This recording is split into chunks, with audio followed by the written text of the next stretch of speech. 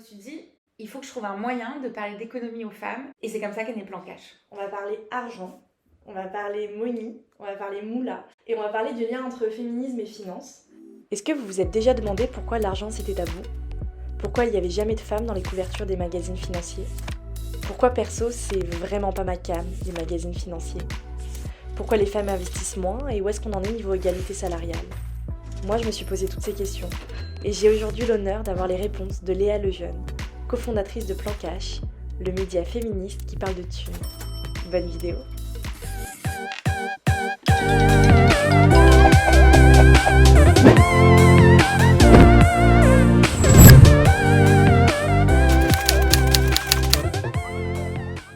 Aujourd'hui, dans Madame Mariée, on va s'atteler à un nouveau sujet. On va parler argent, on va parler money, on va parler moula, et on va parler du lien entre féminisme et finance. Qui mieux que toi, Léa, pour parler de ce sujet ? Est-ce que je peux te laisser te présenter de la manière dont tu souhaites ? Merci beaucoup.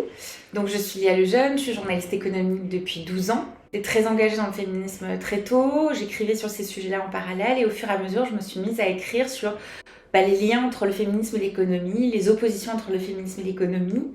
J'ai notamment publié au Seuil Féminisme Washing, quand les entreprises s'approprient la cause des femmes, qui est donc un bouquin où je raconte comment, quand les marques découvrent qu'en fait le féminisme est à la mode, elles disent « Ah, c'est une super opportunité pour faire du business ». Et tout ça au détriment de la manière dont les salariés femmes, notamment, sont traités à l'intérieur des entreprises. Il y a 1 an, tu as créé Plan Cash. Ouais, Plan Cash, l'idée c'est donc, moi je travaillais dans la presse économique et je me rendais compte que mes amies, toutes mes amies femmes, ne lisaient jamais la presse économique. Et là je me suis dit, en fait je sais plus pourquoi je fais le boulot que je suis en train de faire.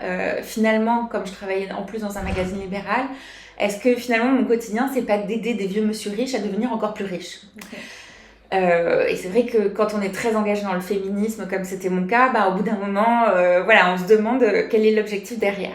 Donc je me suis dit, il faut que je trouve un moyen de parler d'économie aux femmes, un moyen de m'adresser à elles. Dans les médias, les femmes ne représentent que 26% des contenus, donc c'est vraiment très peu dans les médias économiques. Et je me suis dit, les femmes, elles sont où ? Elles sont notamment sur les réseaux sociaux, notamment sur Instagram. Elles sont de plus en plus connectées. Elles sont aussi sur les newsletters. Les newsletters féministes marchaient quand même assez bien. Et donc, je vais proposer du contenu gratuit et je vais leur donner envie. Et derrière, j'essaierai de trouver des revenus en leur proposant des formations pour aller plus loin, pour se former à l'investissement, à la gestion budgétaire. Et c'est comme ça qu'est né Plan Cash.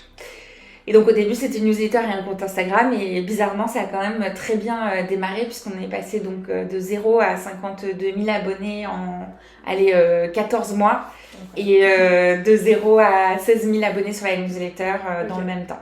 Voilà. Ok. Pourquoi les femmes ne sont pas familières au secteur économique ? Si on va au-delà du fait que les femmes n'ont pas eu accès au métier en même temps que les hommes, comment ça se fait que les femmes ne sont pas autant aguerries sur le sujet ? Qu'est-ce qui s'est passé ? C'est une très grosse question. Mais non, mais je pense que c'est vraiment une question qui a des origines historiques en fait. Ouais. L'idée c'est le salaire féminin était considéré pendant longtemps comme le salaire d'appoint dans le couple hétérosexuel au fur et à mesure des années.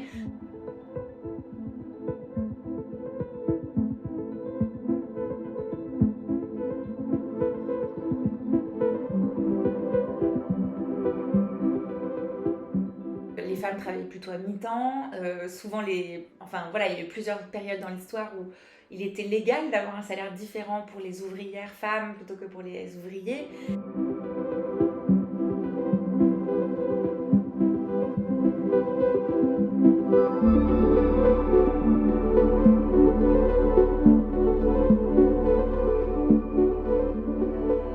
Aujourd'hui, le rapport des femmes à l'argent, il est toujours empreint de cette question-là. Emprunt aussi de la question de l'amour romantique, c'est-à-dire quand on est dans un couple, en fait, on va pas parler d'argent dans le couple, voilà. L'idée de la spécialisation, il y en a un ou une des deux qui va gérer l'argent et majoritairement, en fait, c'est plutôt l'homme dans les couples hétéros. Il y a toutes ces petites choses-là qui ont eu une influence. Évidemment, le fait que les femmes puissent pas ouvrir un compte en banque sans l'accord de leur mari avant 1965.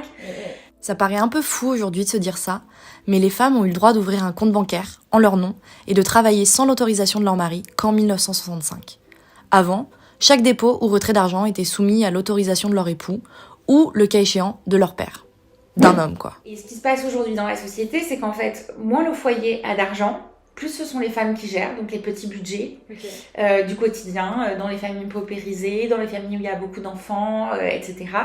Et plus la famille est aisée, plus il y a des investissements, plus on achète de l'immobilier, on va en bourse, etc. Plus ce sont les hommes qui gèrent.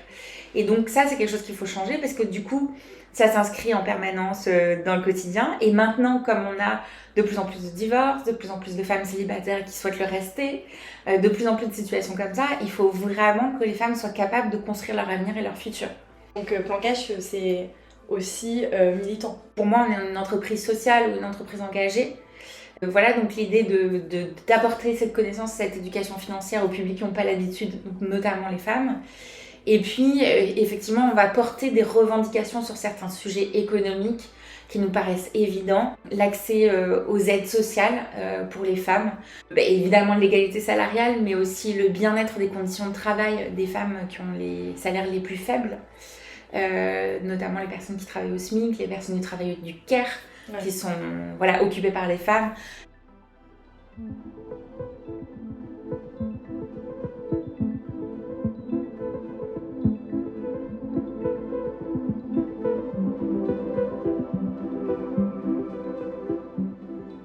Tu as évoqué le sujet qui fâche, j'ai l'impression, l'égalité salariale.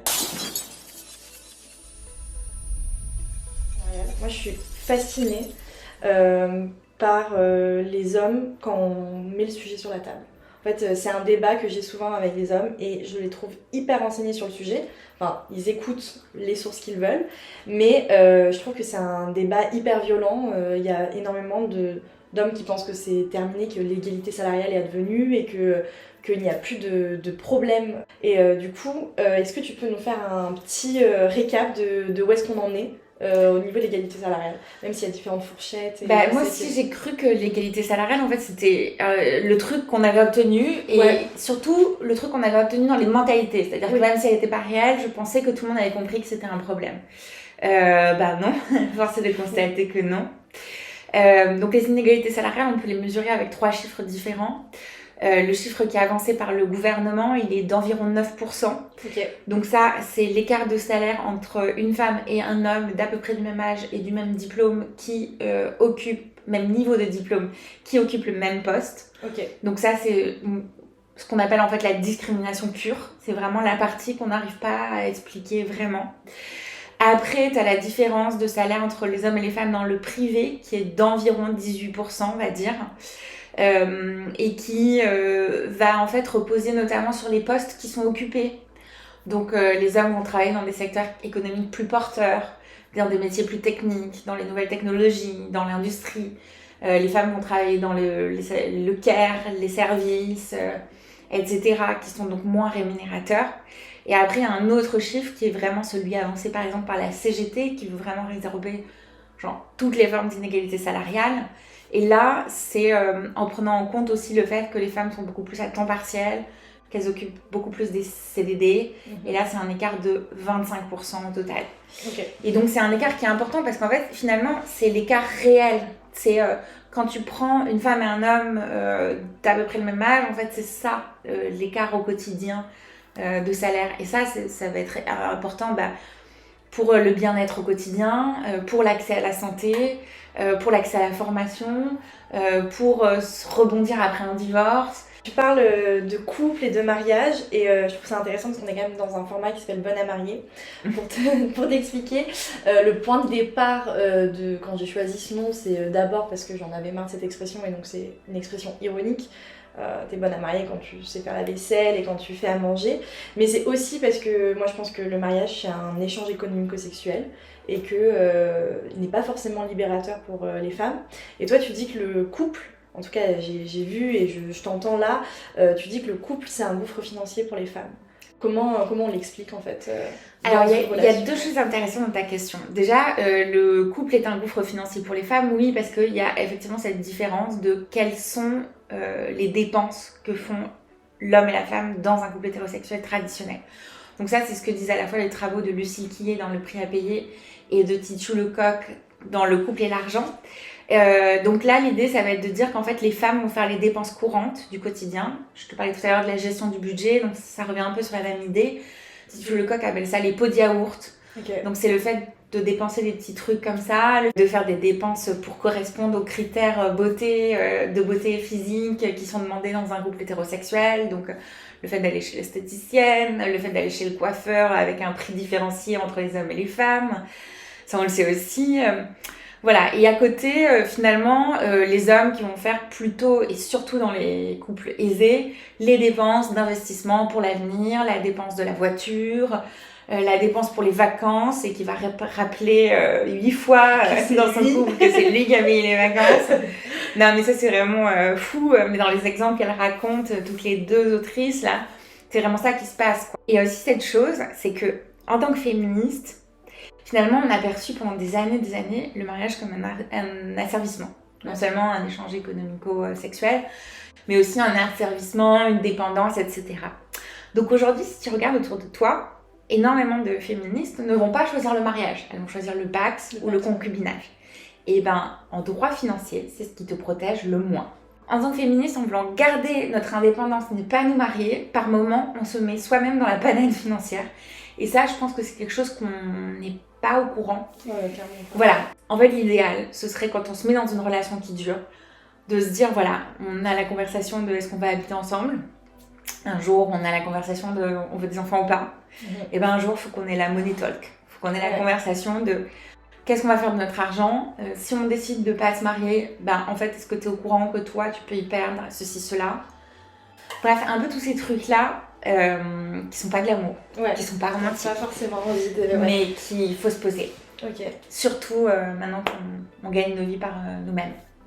Et ça rejoint ce que tu disais sur le romantisme de tout à l'heure, ouais. L'argent c'est sale, l'argent c'est tabou, l'argent c'est gênant, parfois on a une culture familiale qui nous pose problème. Et du coup, en fait, on a des pratiques dans le quotidien qui parfois sont plus nocives que des pratiques que l'on peut mettre en place par un investissement plus conscient et plus raisonné et plus... je sais ce que je fais avec mon blé. Très bon, j'ai fait exprès de faire un slogan. Mais ce tabou-là, est-ce que tu as lu des réflexions historiques par rapport à ça? Mais en fait, d'où ça vient? Alors, réflexion historique, j'ai commencé à chercher pas assez. Donc, ce que je dis pour l'instant, c'est temporaire pour moi. Mais je pense que c'est déjà beaucoup lié à l'éducation judéo-chrétienne. Okay. Parce que tu sais, dans la religion catholique, il y a cette idée que les derniers seront les premiers, qu'en fait, si on est bon sur terre, si on fait les bonnes choses, même si on gagne pas beaucoup d'argent, en fait, on aura accès au paradis. Okay. Je pense que là-dedans, il y a aussi quelque chose à réfléchir sur la façon dont on a rendu les masses dociles avec ces croyances-là. Mais en tout cas, ça c'est très prégnant dans la culture catholique française. Alors que si on compare par exemple aux États-Unis, où il y a une culture protestante beaucoup plus forte, dans la culture protestante, en fait, il faut gagner sa valeur aujourd'hui. Il y a vraiment l'esprit du capitalisme et donc l'idée qu'on va créer une entreprise et pouvoir s'extraire de la pauvreté, devenir riche en partant de nulle part. Enfin, tout ça, c'est vraiment très présent dans le protestantisme et donc aux États-Unis. Donc, je pense qu'il y a vraiment cette dimension-là qui est très forte.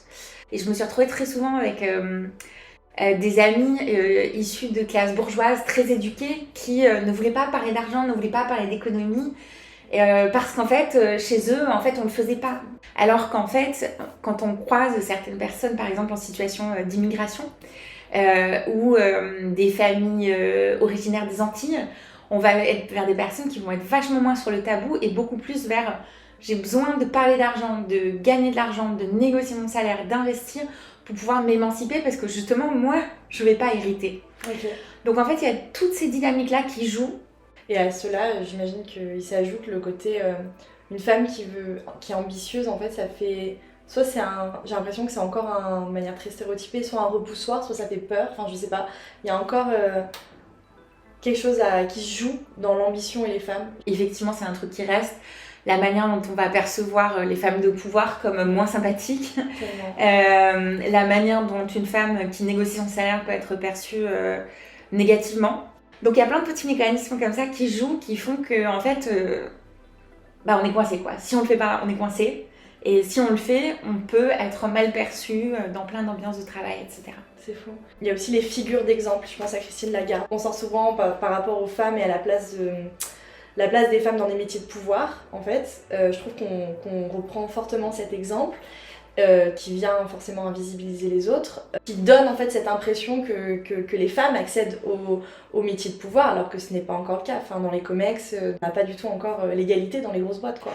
Ouais, non, mais clairement. L'exemple de Christine Lagarde, bon déjà, on parle d'une femme blanche privilégiée, d'un bon milieu social, qui était très diplômée pour une femme de sa génération. On est vraiment sur un exemple exceptionnel, quoi. Ouais. Et c'est pas parce qu'en fait on a quelques exemples exceptionnels de temps en temps qui s'en sortent hyper bien qu'en fait la solution s'est résolue pour les femmes. Donc je pense qu'il y a déjà ce travers-là dans lequel il faut pas tomber. Après, Christine Lagarde, voilà, elle est un peu toute seule à cette position-là. On n'a pas eu de nouvelles femmes ministres de l'économie, par exemple, ou des finances depuis elle.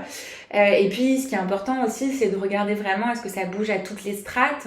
Et ben, en fait, pour toutes les femmes au poste intermédiaire, ça bouge pas tellement. Donc, Christine Lagarde, c'est un bon exemple. Et justement, si on parle toujours d'elle, c'est parce qu'il n'y en a pas assez d'autres.